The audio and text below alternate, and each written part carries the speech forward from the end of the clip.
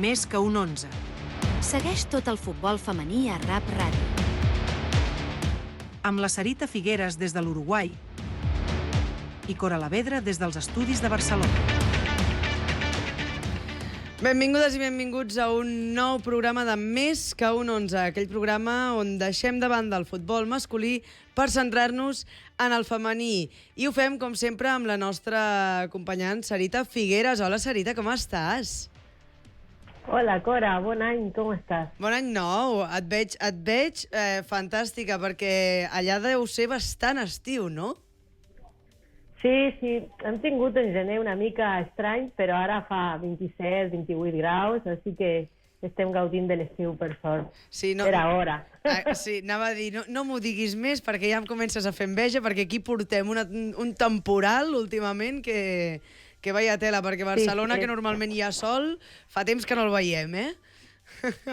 Pues sí, la meva neboda que és allà, sempre em dic que no, està plovent altra vegada. Hòstia. Sí, no, és terrorífic. Últimament està sent molt terrorífic, però saps el que no és terrorífic, Sarita? Com hem començat l'any amb el Barça. O sigui, a veure... Sí. Perquè vam marxar de vacances una mica amb l'expectativa de a veure què passarà, hi haurà el partit contra el París, que vam guanyar 0-2, després teníem la Copa de la Reina contra l'Alavés, també vam sortir amb una victòria que ens fa passar de vuitens, i llavors comencem l'any i de moment hem guanyat tots els partits, 3 victòries a la Lliga, però a veure, calma, ja en parlarem, avui hi ha partit de la Supercopa, però començarem una mica amb les fites amb què hem engegat l'any, perquè Alexia Putellas va fer el gol número 600 del Barça femení a l'estadi Johan Cruyff, Clàudia Pina va coronar els 200 partits i Mapi León va coronar els seus 300 partits amb el Barça. A veure, diríem que va entrar por todo lo alto, no, el 2026?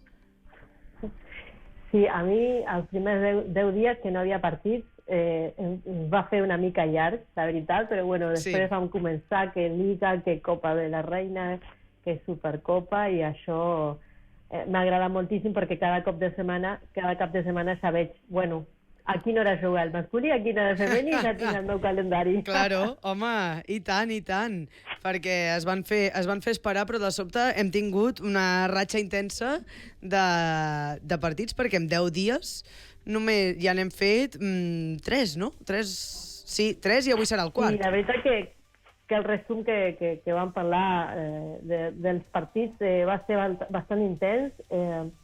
Crec que també hem sortit bé perquè teníem baixes i han començat a recuperar-se les que estaven lesionades, però sobretot el que més m'ha agradat és que la Masia, o sigui, totes les incorporacions més joves que hem fet al primer equip estan donant resultat i, bueno, a vegades guanyarem per golejada, a vegades no, però el Barça manté el seu estil i tens com una renovació a prop, no? Cap a futur, mirant al futur, i també per arribar cap al final de la temporada amb una rotació que sempre era difícil d'arribar i bueno, ara mateix no dependent sempre de les titulars, perquè òbviament les titulars són titulars, però tenim una Carla Julià, tenim una Vicky López, tenim una Aixa Càmera, van jugar i van debutar també altres 2 jugadores, que no en recordo el nom, però també una va fer un golaç, i quan va festejar amb les seves companyes, la majoria eren del B, amb ella. Van jugar amb ella en el B. Així que parla d'un promedi d'edat i d'una renovació molt important, i això, per a mi, que sempre parlo que la Masia és el més important, és... Bueno, no pots somiar amb alguna millor perquè tens les jugadores a la mà, no has de sortir al mercat. I tant. Sí, de fet, ara que una de les que has mencionat, no, és la Carla Julià, que si no vaig errada va guanyar el premi MVP en un d'aquests partits, no? Sí, mira, va ser un partit que crec que van guanyar per golejada amb el Madrid Club de Futbol. Això parla també queria comentar-te, no? El Madrid Club de Futbol sempre era difícil de guanyar i ara mateix li van fer, o sigui, el nivell d'aquest club crec que és un club exclusivament del femení, a vegades li falta el suport per continuar amb el seu projecte. Perquè, òbviament, abans era un equip de fusta, no? No era fàcil guanyar-li, ara van fer 13, no sé com m'ha notat, 14 gols. O sigui, no és real això en la nostra lliga. I en aquest partit la MVP va ser la Carla Julià. Bueno, més enllà de que Eva Pallo crec que va fer 4 gols, i va ser, la veritat, no sé, a mi m'ha agradat moltíssim, perquè a més és molt versàtil, juga de lateral, juga d'extrem, i és molt de fatxada, la veritat, perquè es fa coses que a vegades dius, opa, quin gol és això.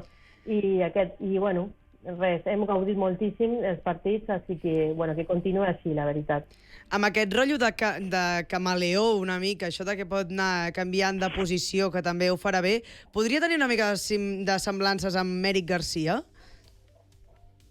Bueno, sí, no? És aquest comodí, Sí. Perquè la veritat que l'Eric Garcia, que al començament del masculí a vegades diu, bueno, no conformava, ara és com el comodín que sempre vols a l'equip titular. Sí, sí. No importa on. Si al mig del camp o a la defensa, sempre el gol. Sempre, ha guanyat exacte. El meu cor. És una mica camaleònic.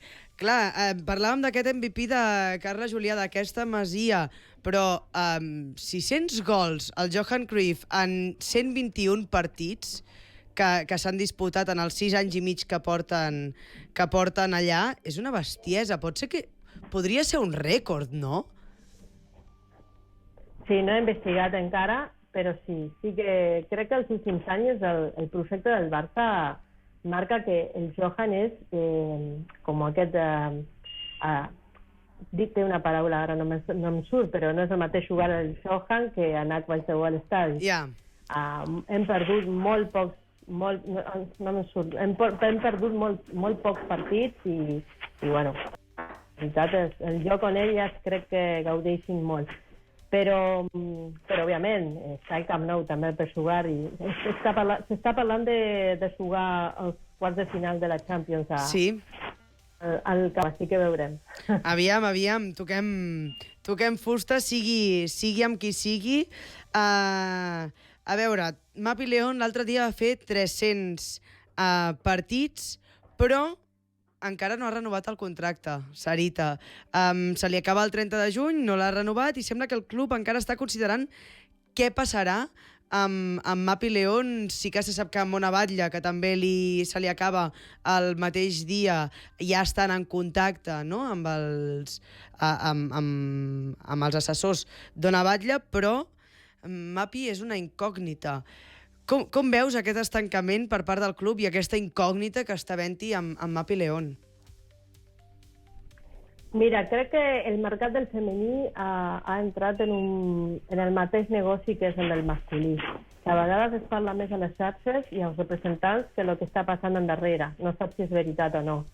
I bueno, és part del mercat, no? Hi ha un mercat molt fort que és l'anglès i bueno, el representant de la Ona Batlle ha fet unes declaracions que, clar, donen un soroll i una mica d'idea de que no continuaran al Barça. Això és que parlen les xarxes, no sé si serà veritat o no. Em sembla que per la part de Mapi León les coses estan una mica més calmades. Per a mi és una jugadora molt important, òbviament, com Ona Batlle, però sempre és el mateix. El que no vol estar al Barça té la porta oberta, perquè, bueno, ja sabem, hi ha moltes que han tingut la sort i les va bé en partits en equips fora del Barça, però hi ha altres que no. I bueno, tu saps qual és el teu futur, quines són les teves expectatives, què jugaràs, què no, si seràs titular, quines coses competiràs, quins diners vols guanyar, i això és tot respectable, però bueno, aquests representants que parlen abans, i bueno, això sí que no m'agrada, però bueno, espero que el Barça tingui aquestes renovacions sobre la mesa i bueno, decidiran si la volen agafar o no, i si no, bueno, continuarem a la feina del projecte, que és el més important, no? El club sempre està sobre tot i totes. O sigui, tu no la vendries a Mapi León? Jo no. Aquest any no. Molt bé, doncs esperem que no, ja suposo que ja anirem en les pròximes setmanes, els pròxims mesos, sabent més informació tant sobre Ona Batlle com sobre Mapi León. Ara tenim bones notícies igualment, perquè tot i que Alexandri i Aitana sí que estan de baixa, han tornat Patri i Salma Paralluelo. Salma va poder debutar un altre cop contra l'Atlètic de Madrid i Patri contra l'Alhama. Una gran notícia, evidentment, per l'equip, perquè, a més, Patri Guijarro portava molt de temps. Què pot significar la tornada d'aquestes dues jugadores pel Barça? Mira, bueno, començo per la Patri perquè per a mi és una de les bases i les pilars del projecte, de les jugadores més importants del projecte i de les capitanes, òbviament. I ella, bueno, crec que més a prop o una mica més, ja serà titular perquè la necessitem en els partits importants. És la que defineix moltes vegades el ritme del partit. Més enllà de que té que la Serra Jordi com una bona suplent, no és el mateix jugar amb Patri que sense ella. I en la que respecta a Salma, crec que, bueno, el temps dirà si ha recuperat la confiança. Crec que no és tan imprescindible com Patri. És una jugadora molt important, que dona diferències si està en el seu millor nivell. Però ella venia també d'una baixa de confiança molt important. El gol que ha convertit contra el partit de l'Atlètic de Madrid la van abraçar totes, perquè, òbviament, és tornar en el... Por todo lo alto. En el rol, clar, en el rol d'ella, no? Que és fer gols, no només assistències. I això dona un cop de confiança. Però, bueno, esperem en partits de més envergadura, en partits més difícils, a veure si ella és aquest canvi revulsiu que sempre necessita. Et volia preguntar, clar, ara porten només uns minuts jugats, quan creus que tornaran a ser titulars indiscutibles? I mira, aquest cap de setmana que segurament tindrem una final, espero. Esperem, però no... Crec que... Sí, no parlarem d'això. No. Ok, però crec que la Patri ja és llista per ser-hi. Això el posaria de titular. La Salma encara no, però sí per a la Patri. Per el que dona el joc. Val, per la Salma encara esperarem una miqueta. A veure, una mica de la Supercopa sí que parlarem, perquè sí que sabem un dels equips que anirà a la final, que és el Real Madrid, perquè ahir es van enfrontar Atlètic de Madrid contra Real Madrid i van sortir campiones el nostre etern rival. Avui hi ha Atlètic de Bilbao contra el Barça a Castelló de la Plana.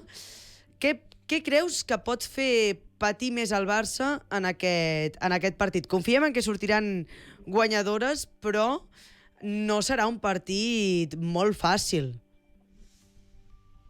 I bueno, mira, hi ha dues maneres d'enfrontar-se al Barça, no? O posar-te l'òmnibus, com diem aquí, com ha fet l'Alhama el Pozo, posar-te l'òmnibus. Crec que el Bilbao no farà això. El Bilbao le va guanyar en la Lliga F al Madrid per 1-0, però això no vol dir res, perquè òbviament no són els mateixos equips. Però això parla de que no serà un rival fàcil, em sembla, i òbviament perquè té aquesta gana de guanyar-li al Barça, òbviament, com tothom.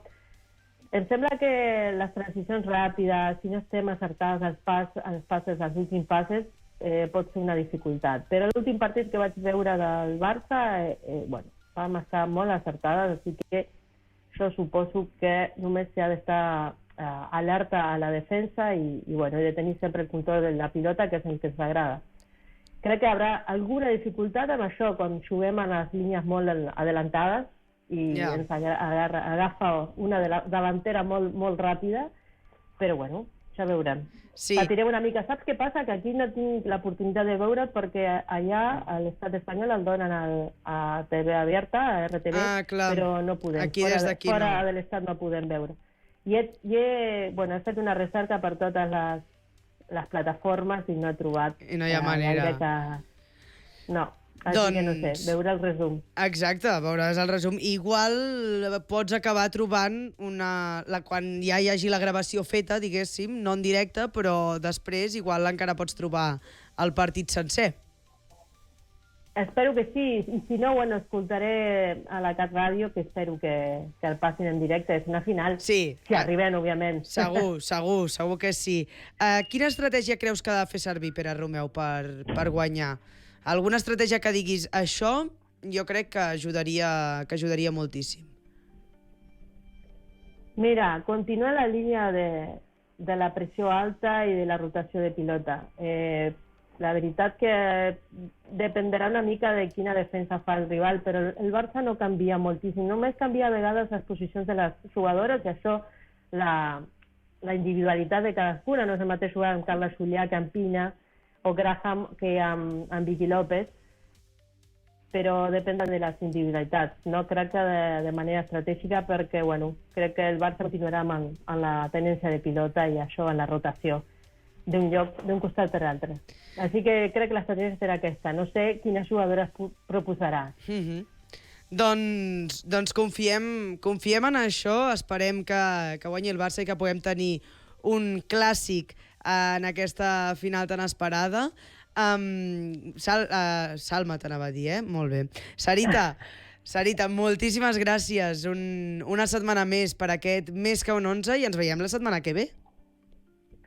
Sí, bueno, fins la setmana que ve parlarem de la Champions, de la Copa de la Reina, i a veure què va passar el cap de setmana amb la Supercopa. Sí. I fins la propera setmana, i una abraçada ben forta a tu i a tot l'equip de la Rap Ràdio. Igualment, Sarita, una abraçada gegant. Adéu.